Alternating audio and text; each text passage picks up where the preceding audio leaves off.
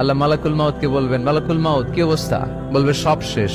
মাইয়াব্বা, কে বাকি? মালাকুল মাউত বলবে জিনেরা বাকি, যাদেরকে দেখা যায় না। আল্লাহ বলবেন জিনদেরকেও শেষ করে ফেলো, রুহু কবজ করো। মালাকুল মাউত আজরাইল জিনদের রুহু কবজ করবে। আল্লাহ এবার জিজ্ঞেস করবে, ইয়া মালাকাল মাউত আখবিরনি মাইয়াব্বা, এবার বলো আর কে বাকি? মালাকুল মাউত বলবে, আল্লাহ মানুষগুলো সব শেষ, জিনগুলাও শেষ, এবার বাকি ইবলিস শয়তান। কে বাকি?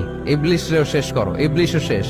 আল্লাহ আবার জিজ্ঞেস করবেন, ইয়া মালাকাল মাউতি মাইয়াব্বা, আর কে বেঁচে আছে বলো?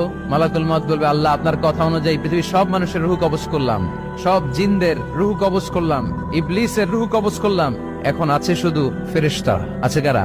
যাও ফেরেশতাদের রুহু কবজ করো। ফেরেশতাদের রুহু কবজ হয়ে যাবে। এবার আল্লাহ জিজ্ঞেস করবেন, ইয়া মালাকাল মাউত আখবিরনি মাইয়াব্বা। মালাকুল মাউত বলবে, আল্লাহ আপনার কথা মতো ধরে ধরে সব শেষ, ফেরেশতাও শেষ, 4 জন ছাড়া। কয়জন ছাড়া? জোরে বলেন, কয়জন ছাড়া? ইসরাফিল, জিব্রাইল, মিকাইল,